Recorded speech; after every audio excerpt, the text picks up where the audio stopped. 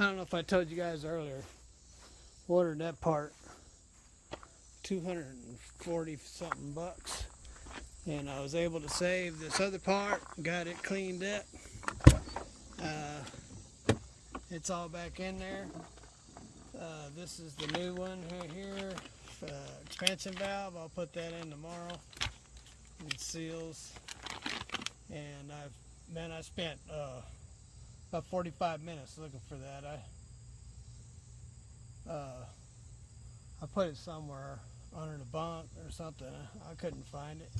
Anyway, but I found it. That's the valve I need to replace there. I got it in the off position. That's in the off position. I'll take that one off and pop it on there as quick as I can, and put a towel down there to catch what's going to spill, because you know something's going to spill. Don't want it on our new carpet.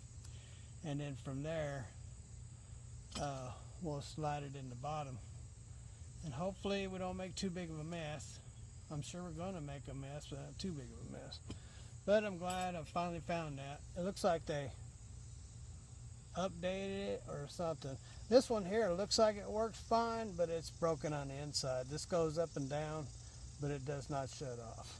So we'll get that changed, because summer won't be here very much longer. I want this air conditioner done. Maybe next summer we won't have any issues with it. So get that done, get that out of the way, and the heat fixed, and get them tie rod ends and drag link on, and I got them torque rods coming, and buy some new tires and take those there. I'm gonna take those and put those. I have two that are not so good on the trailer, so if I move those two back to the trailer, put new ones on steers, those are pretty good. So that would take care of this tractor.